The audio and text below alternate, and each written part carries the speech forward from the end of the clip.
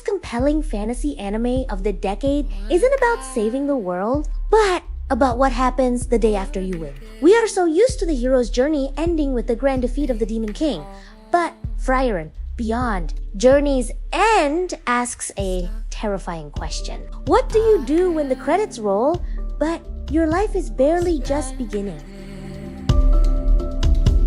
So long, can't do without, exhausted. The story kicks off exactly where every other standard fantasy RPG ends. The hero's party has returned triumphant. They defeated the ultimate evil, ushered in an era of peace, and are ready to live out their golden years. But our protagonist Frieren is an elf. For her, a 10-year adventure to save the world was just a fleeting weekend trip, when her human companions inevitably grow old and pass away. She is left behind, completely blindsided by the brevity of human life. Driven by the crushing regret of not getting to know her friends better, she embarks on a new, quiet journey. She travels to retrace the steps of her past, aiming to understand the humans she once took for granted.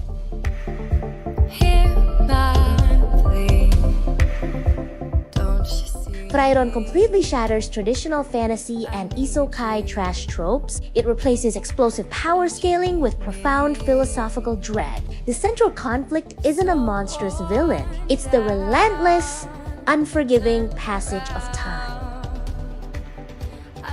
For Frieren, a century is nothing. We watch her slowly, painfully realize that the humans around her are fragile, burning brightly but fading incredibly fast. It's a masterful character study on grief, legacy, and the weight of immortality.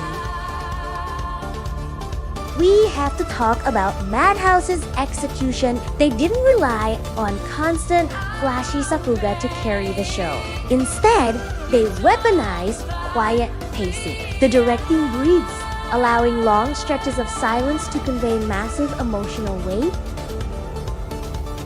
The attention to subtle character acting is good. A simple micro-expression, the rusol, the ruhum, duruyaklok, or a nostalgic glance holds more narrative power than a 10-minute fight scene.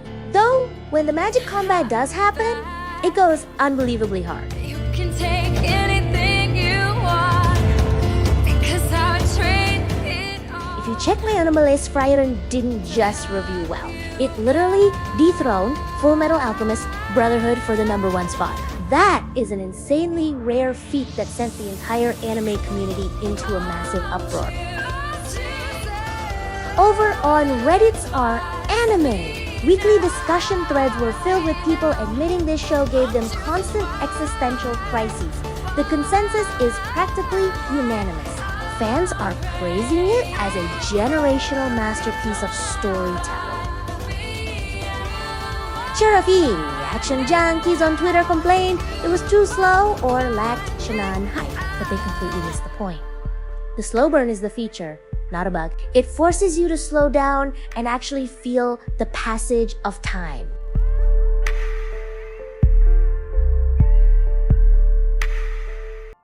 Frieren, Beyond Journey's End is an absolute triumph. It reminds us that life isn't defined by the epic boss fights, but by the quiet moments and the people we choose to spend them with. It's a beautiful, melancholic love letter to mortality.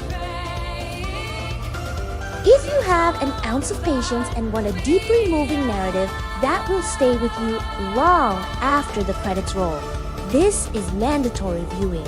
I am giving Frieren an undeniable 10 out of 10. Stop whatever you are doing and go watch it. It's a secret.